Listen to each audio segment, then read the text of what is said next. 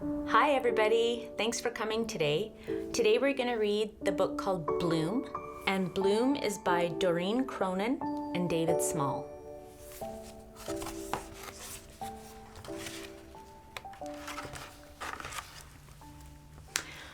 Once upon a time, in a beautiful glass kingdom, there lived an unusual fairy named Bloom. Her boots were caked with mud. There was dirt between her teeth. Beetles rested in her wings. Bloom's magic could spin sand into glass, turn weeds into blossoms, and grow a trickle of rainwater into a racing river.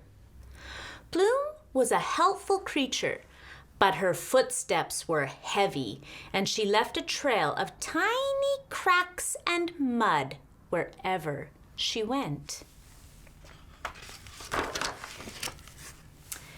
As the years passed and the kingdom became larger and shinier, the people cared less about Bloom's magic and noticed only the mess she left behind. They complained about her heavy feet and her muddy fingerprints. Bloom had finally had enough. She left without saying goodbye and went to live in the heart of the forest. Both the kingdom and Bloom were extraordinarily happy with the choice she had made. Years and years went by, and the glass kingdom had fallen into a state of despair.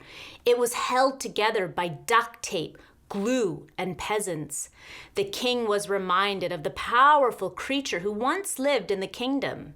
His royal court offered to find her, but the king declined their help. "Surely a creature with such power will only answer to a king."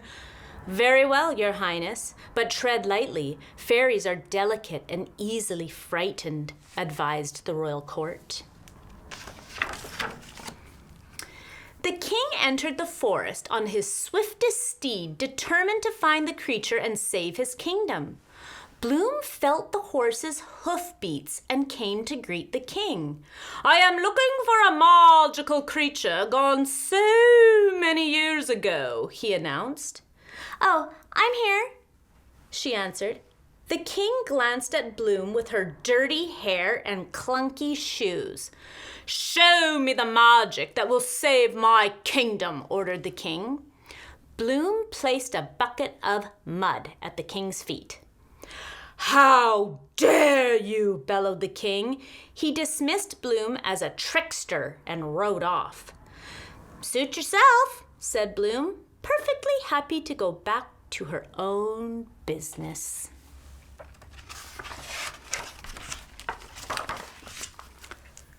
When the king returned empty-handed many days later, the queen decided that she was much better suited to find the magical fairy. "Maybe your deep voice frightened her off," said the queen reassuringly.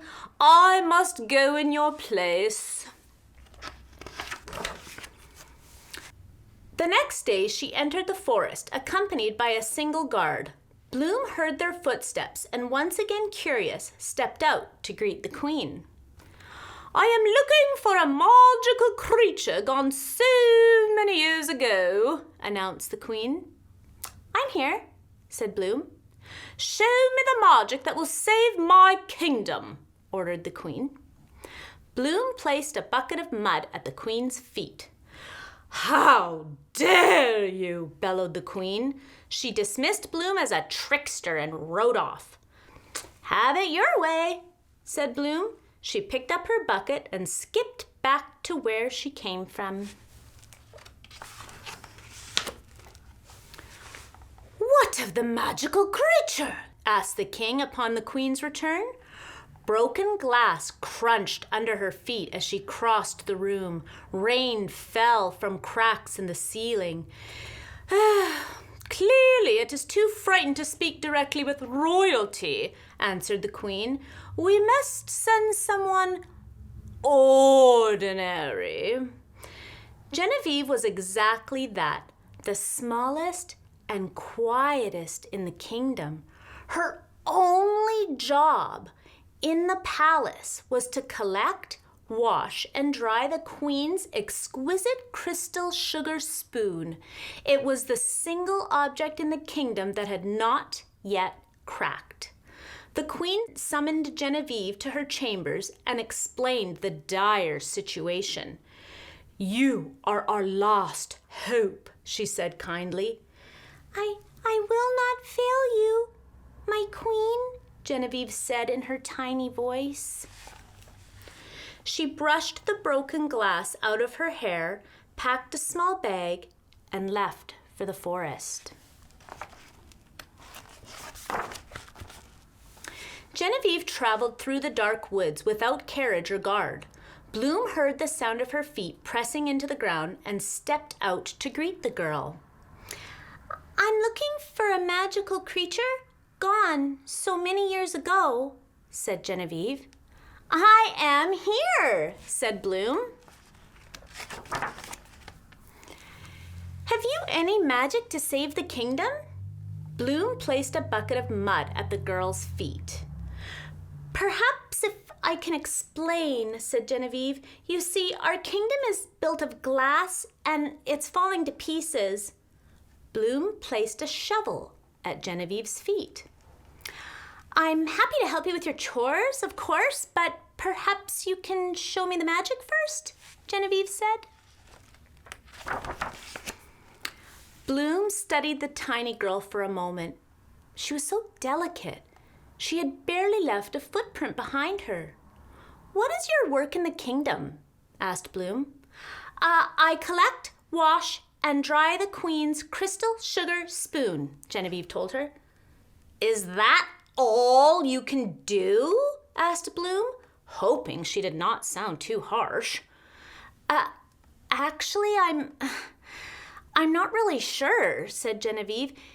"It's all I'm allowed to do, lest my hands get too rough or too dirty to properly care for the spoon." Why would the king and queen send a delicate child with such a delicate job deep into the dark forest to do something they could not? Asked Bloom. Because I'm ordinary, said Genevieve. A dark shadow passed over Bloom's face. She picked up her bucket. She picked up her shovel. She took the girl by the hand. I will show you the magic that can save your kingdom, said Bloom. Bloom led the girl into a clearing with a small house, a working fire, and an enormous pit of mud. She plunged both hands into the pit, hurled the brown glob onto the ground, and quickly made a mud pie. You try it, said Bloom. I mustn't, cried Genevieve. I'll never be able to touch the queen's sugar spoon again. Do you wish to save the kingdom? Asked Bloom. Genevieve did not want to fail the queen. She closed her eyes, stuck her hands into the bucket, and pulled out a scoop of wet, gloppy earth. Nervously, she shook her hands and the mud fell to the ground, splattering everywhere. Not bad, said Bloom with a smile. Genevieve laughed and brushed the splatters off her feet. Now, try again, Bloom encouraged. This time, Genevieve enjoyed the cool, shifting feeling of the mud, so different from the delicate spoon. She flung it to the ground exactly as Bloom had. Nicely done, Bloom said. Smiling, Genevieve shaped the mud into a small round pie. Perfect, said Bloom. Now let's make some magic.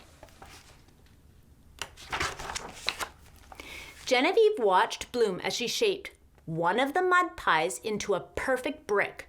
She pulled back her hair with her muddy fingers, rolled up her sleeves, and tried to do the same. She made a lopsided, lumpy oval brick. You'll get it, said Bloom. After 16 more tries, Genevieve had made a perfect brick. What else can I do? Asked the girl. You'll see, said Bloom.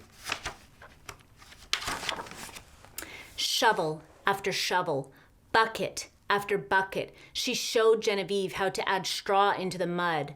That made the bricks even stronger. When her pile of bricks towered over her head, Genevieve was not tired at all, but eager to do more. Bloom showed her how to make a mortar by mixing mud with sand. "What's that for?" asked Genevieve. "You'll see," Bloom told her. And brick by brick, row by row, wall by wall, the fairy and the girl built a sturdy house in the middle of the forest. "I can't believe what we've done," said Genevieve. "You must go back to the kingdom and share your magic," said Bloom. "But how can I bring back a house?" asked the girl. "You can't. You can only tell the king and queen what you can do," said Bloom. "They will never believe that an ordinary girl could do such an extraordinary thing," Genevieve worried. "What would I tell them?" "Tell them there's no such thing as an ordinary girl," said Bloom. Genevieve returned to the kingdom. Her feet were caked in mud. There was dirt between her toes. Beetles were resting in her hair. She knocked on the palace door, and it shattered to pieces. "I am here," she shouted.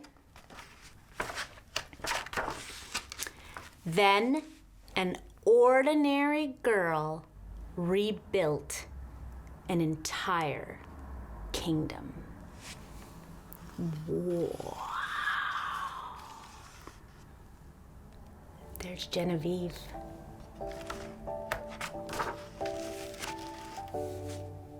And there's Bloom, giving her the thumbs up. Thank you so much for joining me for my story today, and I'll see you again soon.